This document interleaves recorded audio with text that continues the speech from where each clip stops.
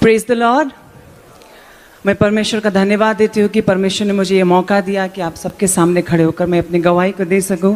मैं pastor M A Varghese, pastor Abraham Varghese का भी धन्यवाद देना चाहती हूँ कि आपने मुझे ये मौका दिया है। There is one old song, old hymn in English, एक पुराना हिम है इंग्लिश में। It says like this: amazing grace, how sweet the sound that saved a wretch like me. I once was lost, but now I am found. I was blind, but now I can see. अद्भुत अनुग्रह है, कितनी मीठी वो धनी है जिसने मेरे जैसे पापी को बचाया। मैं एक समय पे खोई हुई थी, लेकिन परमेश्वर ने मुझे पाया। कभी मैं अंधी थी, लेकिन आज मैं सब कुछ देख सकती हूँ। हालेलुया। मैं 4 साल की थी जब मैंने अपने पिता को खोया। मेरा एक छोटा भाई और एक छोटी बहन भी है। मेरी मम्मी इतनी पढ़ी लिखी नहीं थी, तो हमको अपने मामा मामियों के साथ, अपने नाना नानियों के साथ आके रहना पड़ा। किसी कारणवश मुझे 4 साल की उम्र से एक मामा मामी के पास छोड़ दिया गया और मेरी मम्मी मेरे भाई और बहन को लेकर नाना नानी के पास रहने चली गई। आप सबको पता ही होगा, नाना नानी के पास जब रहने को मिलता है तो बहुत अच्छा लगता है। लेकिन मैं मामा मामी के साथ रहती थी और मेरा जो जीवन था, जो चाइल्डहुड था, जो बचपन था, वो इतने अच्छी से नहीं गुजरा। मेरे से अच्छे ट्रीट नहीं करते थे वो लोग। I was facing a kind of partiality from their family, from their children, and खाना नहीं मिलता था, अच्छे कपड़े नहीं मिलते थे, बहुत पिटाई होती थी। ऐसा बोला जाता था कि तेरे पिता ने एक बोझ हमारे सर पे छोड़ के गया हुआ है। मेरे चाचा चाची, मेरे पिता की तरफ की फैमिली ने, जब मेरे पापा की मृत्यु हुई तो वो आए, उनका फ्यूनरल करके वो बिना कुछ बोले चले गए थे। तो मेरे मामा लोग बोलते थे कि कोई तुम लोग को नहीं चाहता और तुम लोग भी हमारे सर पे एक बोझ के समान हो। 4 साल से 5 साल, अभी मेरा बेटा 5 साल का है। इस उम्र से एक दर्द मेरे जीवन में था। मैं बहुत रोती थी, समझ में नहीं आता था किसको पुकारूं, क्या करूं। तो 5 साल की उम्र से मैं ईश्वर के पीछे भागने लगे। कहीं से मुझे मेरे दिमाग में आया कि कोई साथ नहीं है, कुछ भी नहीं हो रहा है, तो परमेश्वर होगा, कोई तो होगा जो मुझे मेरी मदद करेगा। कभी कभी मैं नानी के घर जाती थी। नानी मुझे हिंदू ग्रंथों से कहानियाँ सुनाती थी। जैसे हिंदू ग्रंथों में 33 करोड़ देवी देवताएँ हैं। सारी कहानियाँ तो नहीं, लेकिन थोड़ी बहुत कहानियाँ मैंने सुनी थी। और क्योंकि मैं हिंदू फैमिली में रेज होने लगी थी, तो मैं विश्वास करने लगी थी कि यही सब देवी देवता हैं जो मुझे छुटकारा दे सकते हैं। जितने कहानियाँ मैं जानती थी, जितने देवी देवता के नाम को मैंने जाना था, मैं सबको पुकारती थी, सबको बुलाती थी। सुनते नहीं थे, उत्तर नहीं मिलता था। एक से लेकर दूसरे के पास जाती थी, वो भी नहीं सुनते थे, उत्तर नहीं मिलता था। चिट्ठी लिखती थी और जो मंदिर में छोड़ देती थी वो चिट्ठी वहीं पड़े पड़े सड़ जाता था, लेकिन मुझे मेरी प्रार्थना का कोई भी उत्तर नहीं मिलता था।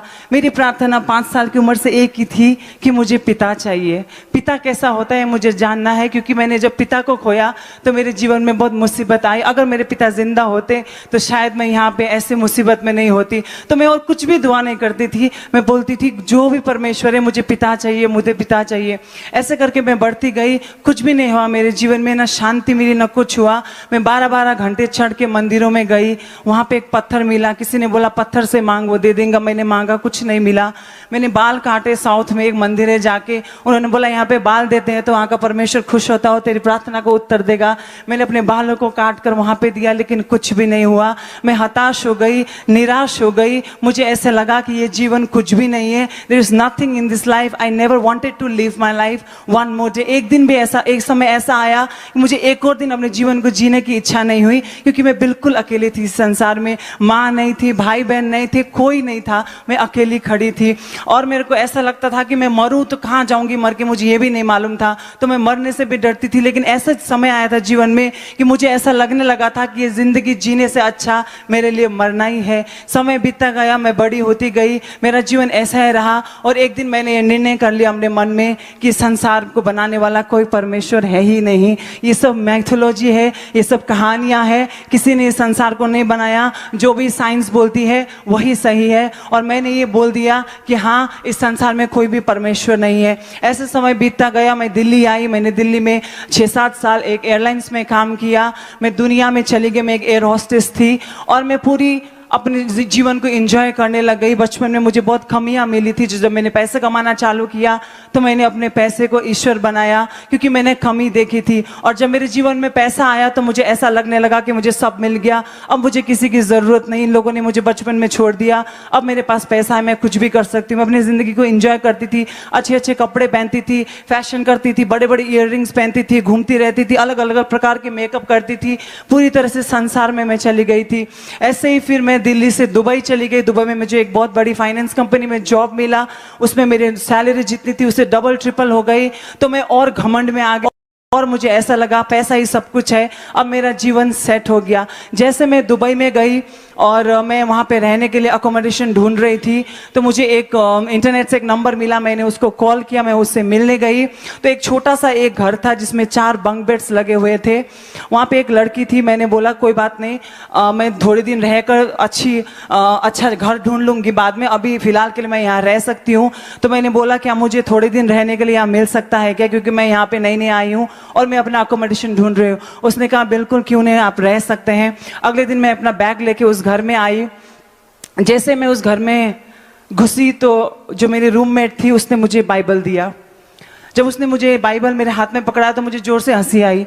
मैंने बोला ये क्या है? उसने बोला ये बाइबल है और ये सच्चे और जीवित परमेश्वर का वचन है। तो मैंने उससे ऐसा कहा, मेरे पास ऑलरेडी 33 करोड़ देवी देवता है, मुझे एक और नहीं चाहिए।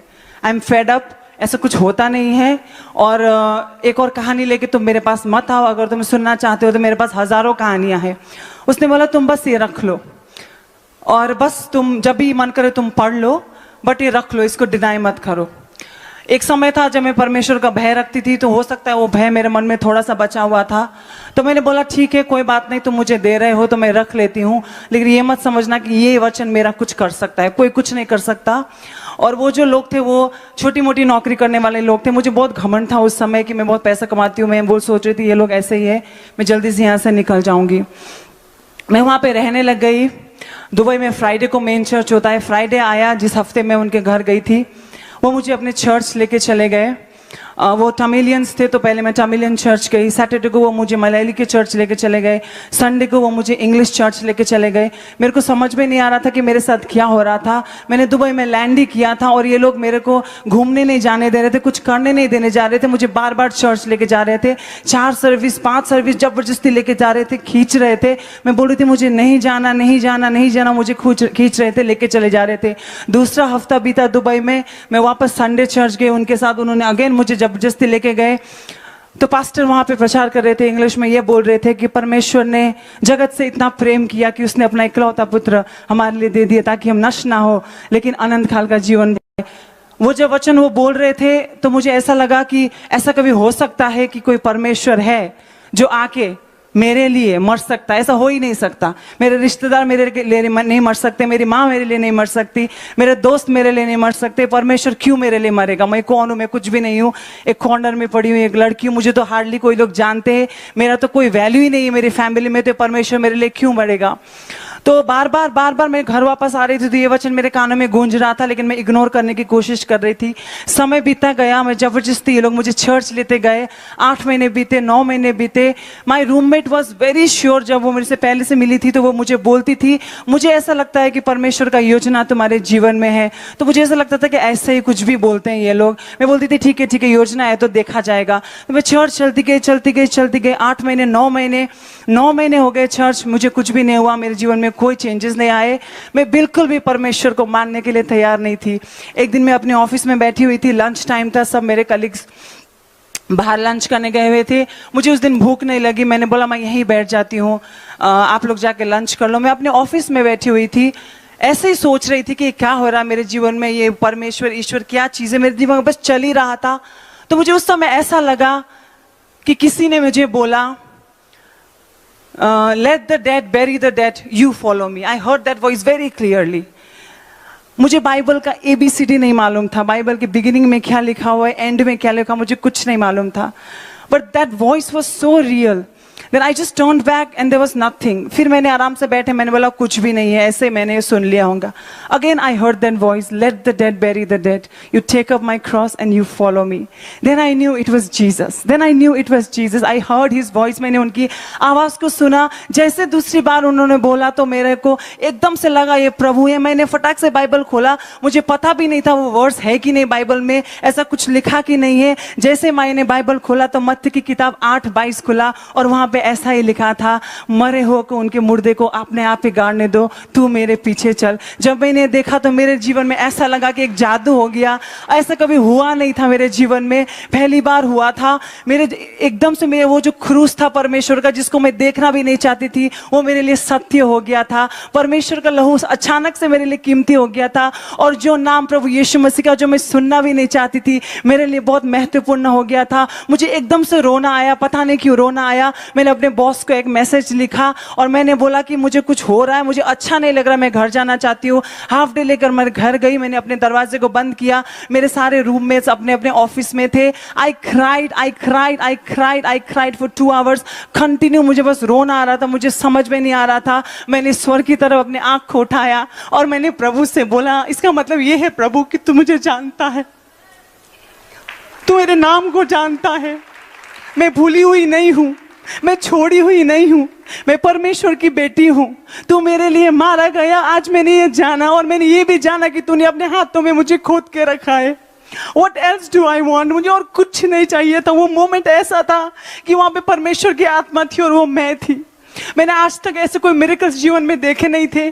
कोई भी इंसान ने आके मुझे इतने प्रेम से कुछ बोला नहीं था, लेकिन वो ऐसा अनुभव था जो मैं कभी जिंदगी में भूल नहीं सकती कि परमेश्वर अपनी आत्मा को मेरे पास भेजा था और वो मेरे को कंफर्ट कर रहा था और बोल रहा था कि हाँ, मैं तेरा पिता हूँ. जिस पिता के लिए तूने इतने सालों से प्रार्थना की, वो और कोई नहीं, वो पिता मैं हूँ और आज से मैं तेरे साथ हूँ. हालेलुया. बाइबल ऐसा कहती है, मैंने तो तुझे ढूंढा नहीं, लेकिन तूने मुझे पा लिया. हालेलुया. मैंने परमेश्वर को नहीं ढूंढा, मैंने बहुत सारे देवी देवताओं को ढूंढा, लेकिन मैंने सच्चे परमेश्वर को कभी नहीं ढूंढा. लेकिन उस परमेश्वर ने मुझे ढूंढा और मुझे पाया. Hallelujah. Praise be to God. Hallelujah. समय बीता गया, मैं चर्च जाने लगी. मैंने अपने परिवार को फोन किया और मैंने उनको ऐसा बोला कि मैंने अपने जीवन प्रभु यीशु मसीह को दे दिया. जब मैंने ये उनको बोला तो मैं एक बहुत बड़ी मुसीबत में आ गई थी. मेरे पास अपने फैमिली की कॉल आने लगे. उन्होंने बोला कि ये तूने क्या कर दिया, अब हम अपना मुंह अपने समाज में कैसे दिखाएंगे, तू पहले से किसी काम की नहीं थी, अभी तूने और एक और काम कर दे जिससे हम किसी को मुंह दिखाने लायक नहीं रहे. तू हमारा एहसान भूल गई कि हमने तुझे रोटी दिया. तेरा पिता की मृत्यु होने के बाद तू अनाथों के समान सड़क में पड़ी रहती थी, लेकिन फिर भी हमने तेरा देखभाल किया. तूने हमारा एहसान भूल गई. बार बार मुझे याद दिलाया गया कि मेरे ऊपर कितना एहसान हुआ गया था. मैंने फोन पे उनको ऐसा बोला कि हाँ, मुझे याद है तुमने मुझे 2 रोटी और 2 कपड़े पहनने के लिए दिए थे, लेकिन आज मैं ऐसे परमेश्वर को जानती हूँ जो मेरे लिए मरा. हालेलुया. मेरे लिए गाड़ा गया, मेरे लिए तीसरे दिन जी उठा और इसने ये वायदा किया है कि मुझे वापस लेने आएगा. क्यों नहीं मैं उसका जय जयकार करूं, क्यों नहीं मैं उसकी महिमा गाऊं, क्यों नहीं मैं चिल्ला चिल्ला कर दुनिया को कहूं कि यीशु मसीह ही मेरा परमेश्वर है. आज इजराइल का पवित्र परमेश्वर एक अन्य जाति के लड़की का परमेश्वर बना था और ये मेरे लिए एक सौभाग्य की बात थी. मैंने उनको बोला, मुझे कोई मतलब नहीं, तुम लोग जो सोचना है सोचो, मैं यीशु के पीछे जा रही हूँ. जब मैं बपतिस्मा लेने गई थी तो मेरे को हमारे चर्च में ऐसा होता था कि हमको बैप्टिज्म क्लासेस लेने पड़ते थे बैप्टिज्म लेने से पहले, लेकिन मेरे पास समय नहीं था. जैसे मैंने बोला, मैं ऑफिस में बैठी हुई थी और जब परमेश्वर ने मुझे छुआ तो उसी दिन मैंने अपने पास्टर को फोन करके बोला था कि मैं बैप्टिज्म लेना चाहती हूँ. पास्टर ने ऐसा बोला था, तुमको कुछ समझ में नहीं आएगा, कल तक तो तुम बोलती थी ये नहीं वो नहीं, आज आके तुम बोलती हो बैप्टिज्म लेना है, तो पहले तुम बैप्टिज्म के क्लास अटेंड करो. मैंने बोला, नहीं प्रभु, नहीं पास्टर, आप ही ने मुझे बोला था कि जब परमेश्वर तुमको छुएगा तो कुछ होगा. आज मैं आपको बोल रही हूँ, मुझे कुछ हुआ है, मैं एक्सप्लेन नहीं कर सकती और आज आप मुझे रोक रहे बैप्टिज्म लेने के लिए. पास्टर ने बोला, कोई बात नहीं, कल मैं तुमसे बात करता हूँ. नेक्स्ट दिन फ्राइडे था. फ्राइडे को हमारे चर्च में बैप्टिज्म होते थे. थर्सडे के दिन परमेश्वर ने मुझे छुआ था. मैं रात को अपने घर में थी और मैं रात भर अपने घुटनों में बैठकर बाइबल को पकड़कर, जैसे मैंने पहले बोला, मुझे पता भी नहीं था बाइबल में में क्या लिखा है, बस बाइबल में पकड़ के इतना बोली थी कि मैंने अपने रूममेट को दुआ में करते हुए कभी सुना था, कभी पास्टर के मुंह से सुना था कि प्रभु यीशु मसीह जल्द आने वाले हैं, और वो कब आने वाले वो किसी को नहीं पता, इवन प्रभु यीशु मसीह को नहीं पता। तो मैं रात भर घुटनों में बैठकर यही दुआ कर रही थी कि प्रभु यीशु आज नहीं आना, प्रभु यीशु आज नहीं आना, कल मुझे बैप्टिज्म लेना है और मुझे भी आपके साथ जाना है। मेरे रूममेट्स मेरे ऊपर हंस रहे थे, बोल रहे थे इतना घबराने की जरूरत नहीं है, आज प्रभु यीशु मसीह नहीं आएंगे। मैंने बोला तुमको क्या मालूम, मैं तो वचन पे विश्वास करती हूँ। तो मैं रात भर दुआ कर रही थी। अगले दिन 6 बजे सुबह मैं गई और मैं अपने चर्च में गई तो बहुत बड़ी लंबी लाइन थी, 100-120 लोग खड़े थे बैप्टिज्म के लिए। उन सबके पास बैप्टिज्म सर्टिफिकेट था कि उन्होंने 4 बैप्टिज्म क्लास बैप्टिज्म लेने से पहले लिया था। मेरे पास कुछ भी नहीं था। मैं उनको पुश करते हुए दौड़ी, मैं आगे पहुंची। एक असिस्टेंट पास्टर मेरे साथ थे। मैंने पास्टर को बोला कि मुझे बैप्टिज्म लेना और मुझे अभी लेना है। मैं बहुत रेस्टलेस थी। तो वो मेरे असिस्टेंट पास्टर के साथ बात करने लग गए।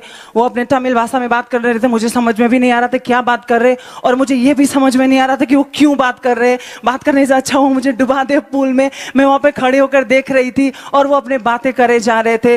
किसी ने मुझे कहा था कि जब एक आत्मा पृथ्वी पर बचती है तो स्वर्गदूत स्वर्ग में सेलिब्रेट करते हैं। मेरा मन बोल रहा था क्यों तुम स्वर्गदूत को डिले करा रहे हो मेरी इस आत्मा के बचने का। मेरा पिता जो स्वर्ग में है नीचे देख रहा होगा कि आज मेरी बेटी ने मुझे जाना है, आज मेरी बेटी मेरे साथ आना चाहती है, क्यों मेरे पिता को तुम रोक रहे हो। मैं उस पास्टर के पास गई और मैंने बोला पास्टर आपके पास कोई हक नहीं है कि प्रभु यीशु मसीह की खुशी और मेरी खुशी आप छीन पाए। अगर आप मुझे बैप्टिज्म नहीं दे रहे हो, यहाँ पे डिस्कस कर रहे हैं कि आप मुझे बैप्टिज्म दे सकते कि नहीं दे सकते, कोई बात नहीं, मैं जा रही हूँ पूल में, वहां पे खड़ी हूँ, मैं खुद ही डूब जाऊंगी, मैं खुद ही वापस निकलूंगी और मुझे नहीं मालूम उसके बाद क्या करना है। तो पास्टर को मेरी बात सुन के शायद हंसी आई होगी या वॉट एवर, उन्होंने लिया, उन्होंने बोला चलो ठीक है अब हम तुमको रोक नहीं सकते, तुमको हम बैप्टिज्म दे देते। उन्होंने मुझे बैप्टिज्म दिया। The moment I came out of the water, जैसे मैं पानी से बाहर निकली, they were singing this song, I have decided to follow Jesus, no turning back, no turning back, the cross before मी।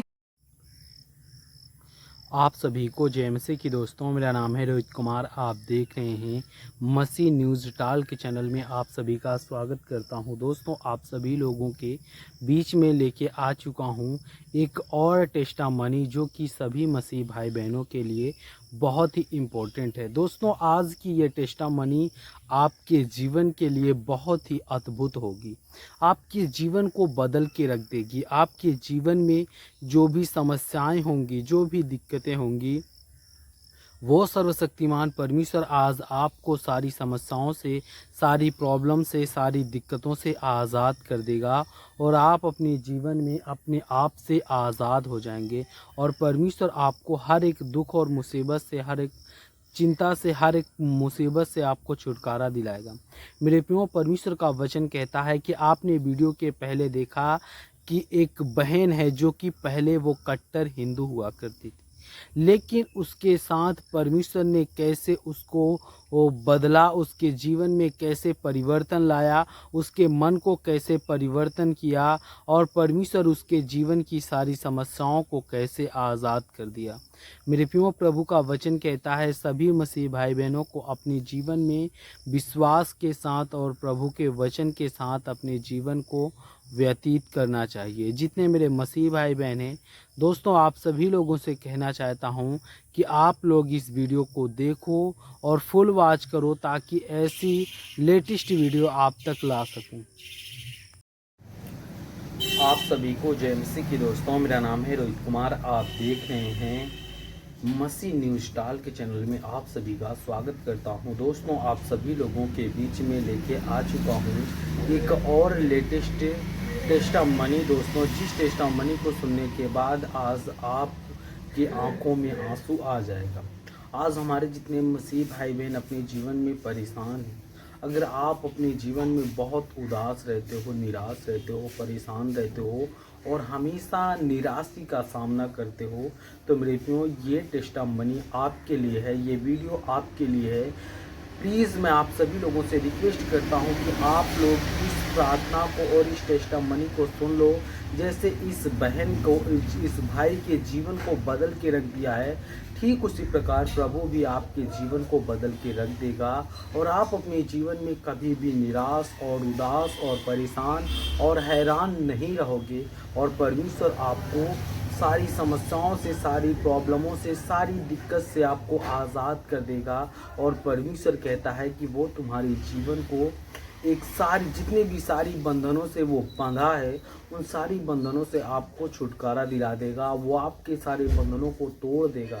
मेरे प्रियो, प्रभु का वचन कहता है कि जब कोई व्यक्ति अपने जीवन में प्रभु के वचन पर विश्वास करता है और आशा करता है और प्रभु के बताए हुए मार्ग में चलता है, तो सर्वशक्तिमान परमेश्वर उसके जीवन की सारी दुख और तकलीफ़ों को, सारी मुसीबतों को और सारी समस्याओं को आज़ाद कर देता है। और वो अपने जीवन में बहुत सारी समस्याओं से छुटकारा पा करके अपने जीवन को बेहतर बना लेता है। ठीक उसी प्रकार मेरे प्रियो, मैं आप सभी लोगों से कहना चाहता हूँ कि परमेश्वर भी आपके जीवन को बदल देगा, लेकिन आपको